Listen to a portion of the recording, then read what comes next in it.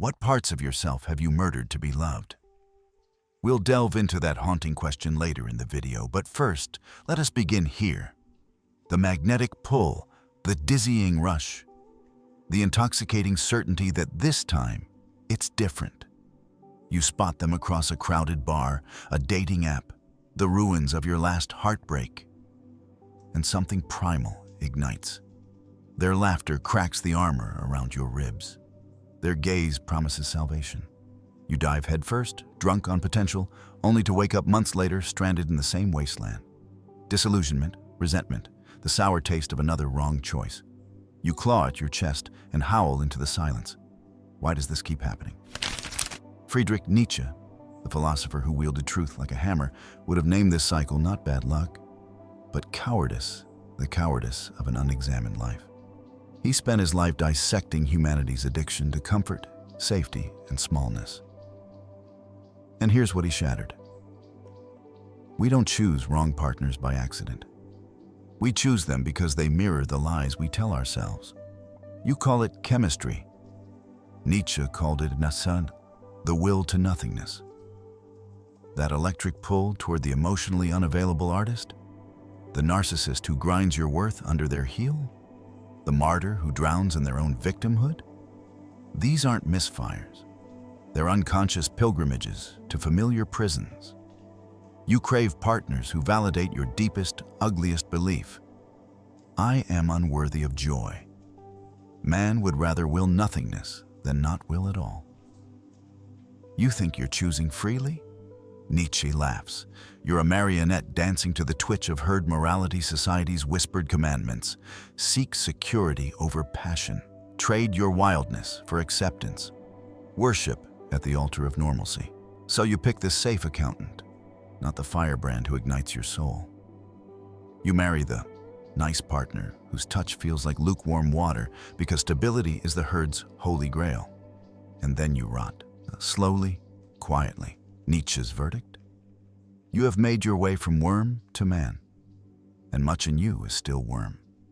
The poison of pity, your secret sabotage. That partner you rescue, the one drowning in debt, addiction, or existential despair. You cloak your choice in virtue. I'm so compassionate. Nietzsche rips off the mask. Pity is arrogance disguised as grace. You don't lift them up. You need them beneath you. Their brokenness makes you feel strong, needed, superior. But deep down, you fear standing beside an equal. A true equal would force you to rise or crumble under the weight of your own mediocrity. What parts of yourself have you murdered to be loved? That question, it aches like a bruise you can't stop pressing. A whisper you try to silence, but it lingers, like someone calling your name in the dark, and this time, the one calling is you. You almost know the answer, but you don't want to, because those parts are still stirring beneath the soil. The anger you buried, the desire you silenced, the dream you belittled, each one buried alive, all for the sake of being loved, accepted, not left behind. You trimmed yourself down, piece by piece, just to fit, and then you forgot that those pieces were you, that you were the one who buried them. There's a whisper older than psychology, older even than Nietzsche. It echoes through Delphi and burns in the bones of every tragic hero. Know thyself. But you don't. Not really. You think you do. But what you call yourself is mostly sediment, borrowed morals, unhealed wounds, layers of cultural scripting, hardened into identity. In Greek myth, Oedipus wasn't doomed because he sinned. He was doomed because he was blind to the truth he already carried. It wasn't prophecy that sealed his fate. It was denial. Same with you. Every failed relationship is the storm Oedipus couldn't outrun, and at the center of that storm stands the one who refuses to face what's buried. You. So what is your Thebes? Marriage? Validation? That imagined finish line where pain finally ends? Let me ruin the fairy tale for you. There is no Thebes. No moment where you finally feel enough. There is only one destination, yourself. And the first thing that will greet you there is this question: what parts of yourself have you murdered to be loved? Nietzsche split the human soul in two: Apollonian, order, reason, the mask of civilization; Dionysian, chaos, ecstasy, the raw pulse of life. You keep choosing Apollonian partners, controlled, predictable, safe, while your Dionysian soul starves in chains. That itch for the wrong person? Your buried wildness scratching at its coffin. The artist, the wanderer, the heretic who terrifies you. They smell the blood of your caged desires. You reject them not because they're wrong, but because they threaten the prison you call stability. They threaten the prison you've spent your life decorating throw pillows of denial, framed affirmations, and a deadbolt on desire. Stability isn't peace. It's paralysis in disguise. You've mistaken stillness for safety, but it's just the silence before the scream. And what if the scream isn't theirs, but yours? You say you want love. You crave connection. But every step you take is a seduction of self-deception. You don't date to be seen. You date to disappear, to melt into roles so rehearsed they feel sacred. The caretaker, the fixer, the rebel, the good one, the martyr. You think you're seeking truth, but really, you're hiding behind performance. Nietzsche saw this coming. He warned of masks that fuse with flesh. He whispered that the most dangerous lie is the one you live so well. You forget it's a lie. What do you really want? Not who, not their height, their job, their witty bio. What do you want? If your answer terrifies you, you're finally close to honesty. Every wrong partner is a flare from your abyss. They speak in code, through chaos, withdrawal, criticism, and their language is a map to the exact part of yourself you've buried. The part that was never allowed to speak. The child who was too loud, too sensitive, too wild, too much. You punish them for what they reflect, but the crime isn't theirs. The crime is the dismemberment you accepted to survive. Your attraction isn't broken. It's precise. It's your soul's crude way of screaming. Wake up. Nietzsche's mirror, Amor Fati. He didn't want you to heal. He wanted you to transform. Healing is restoration. Transformation is annihilation. To love your fate, Amor Fati, is not to accept the past, but to will it. Not to forgive your choices, but to stand by them as if you'd choose them again. Not to mend your wounds, but to wear them like medals. What if every heartbreak was holy? What if the wrong partners were prophets in disguise? What if your pain was the portal? Would you still resent it, or would you kneel? Modern romance is drunk on the myth of the good partner. As if compatibility were a checklist. As if alignment were arithmetic. As if the right person would silence your demons instead of summoning them. Nietzsche would laugh. The right partner, he'd say, isn't a balm. They're a battle. Not the one who soothes you, but the one who sees you and doesn't flinch.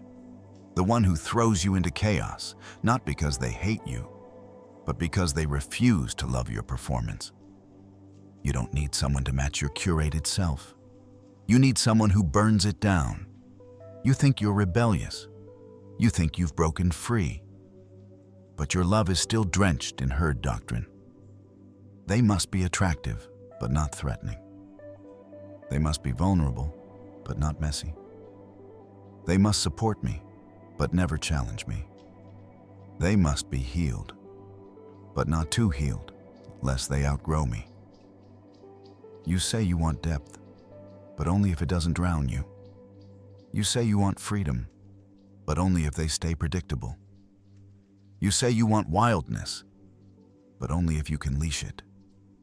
That's not love. That's ego with good lighting. Nietzsche would ask, what do you actually want? To love or to be worshipped? Nietzsche wrote, you must have chaos within you to give birth to a dancing star. But you hate your chaos. You numb it with mindfulness apps and curated aesthetics. You slap bandages of affirmations over arterial truths. You call struggle toxicity and run from it. But what if the struggle isn't the problem? What if it's the crucible?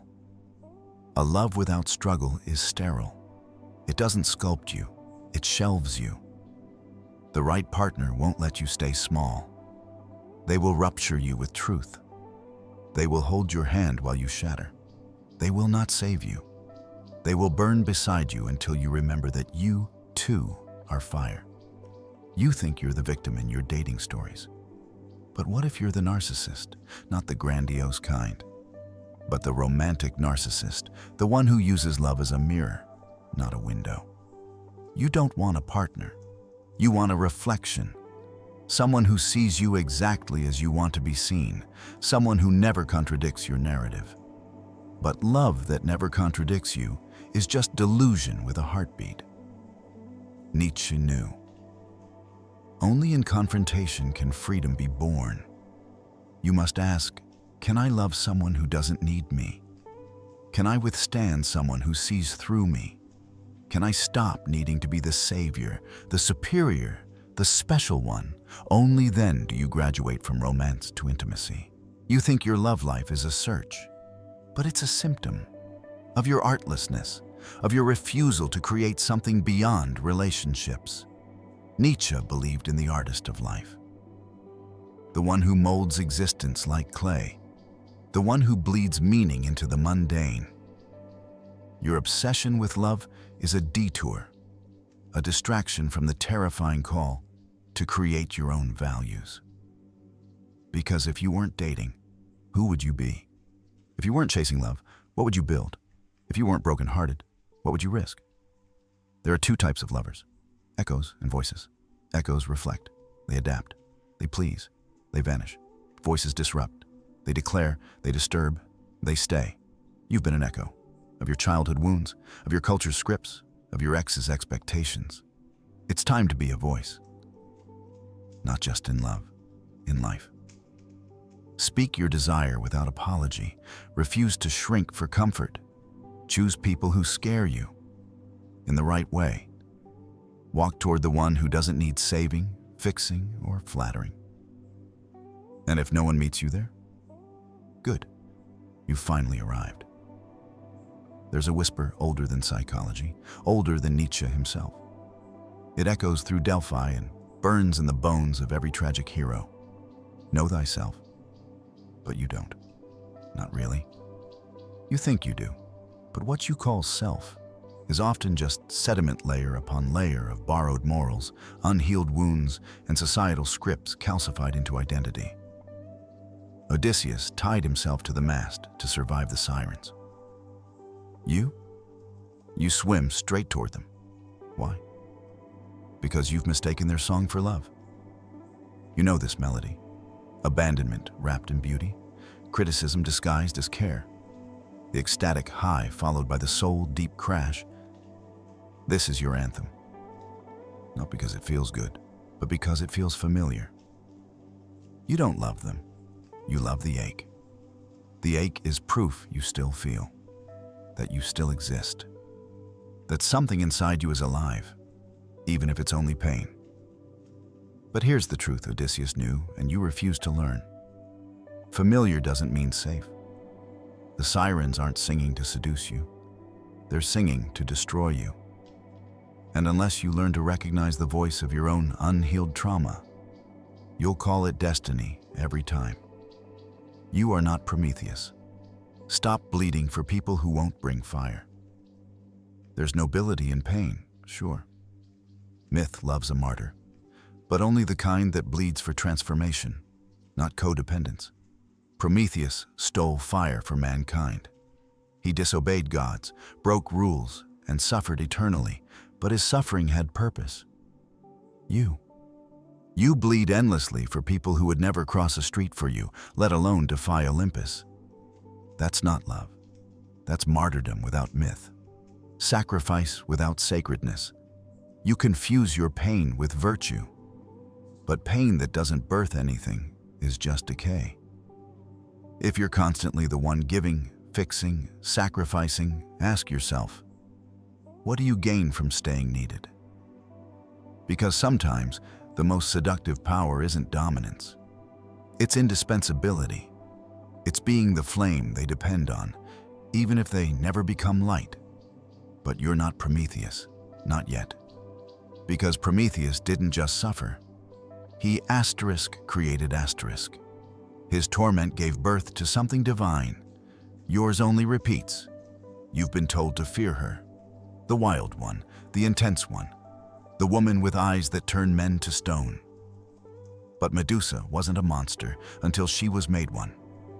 Violated by Poseidon, cursed by Athena, banished, blamed, then beheaded by a hero who needed a trophy. Medusa is every part of you that was punished for being powerful. Your desire, your rage, your insight, your sacred defiance.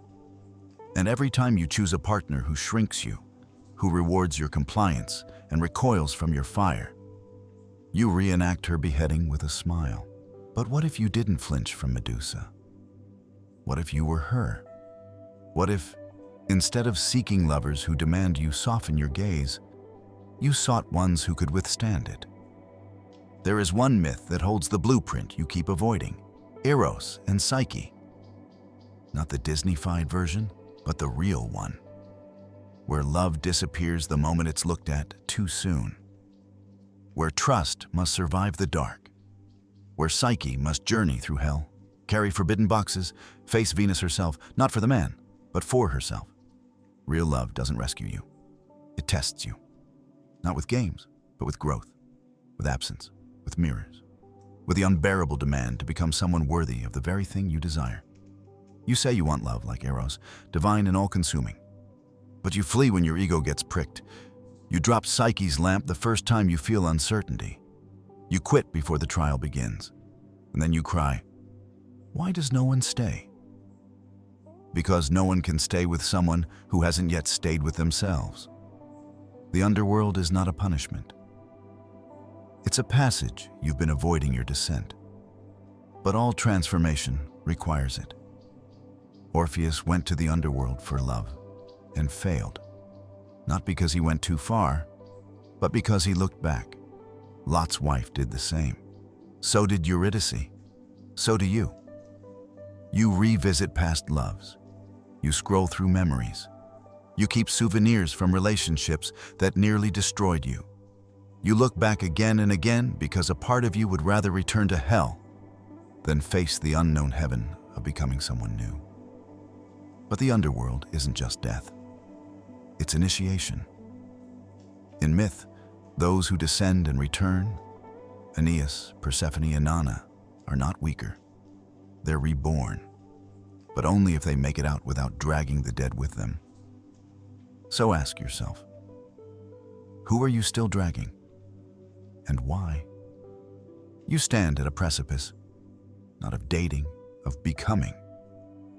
And here's the truth Nietzsche hinted at but never fully said. You can't become who you're meant to be without first dying to who you've been. The phoenix doesn't rise until it burns. And most people fear the fire so deeply, they choose ash instead. Cold, gray, lifeless ash. They can mold into something stable. But you're starting to smell smoke. You're starting to feel the feathers fall away. The heat is building, and you have two choices. Cling to the carcass of who you were, your old patterns, old partners, old excuses, or ignite.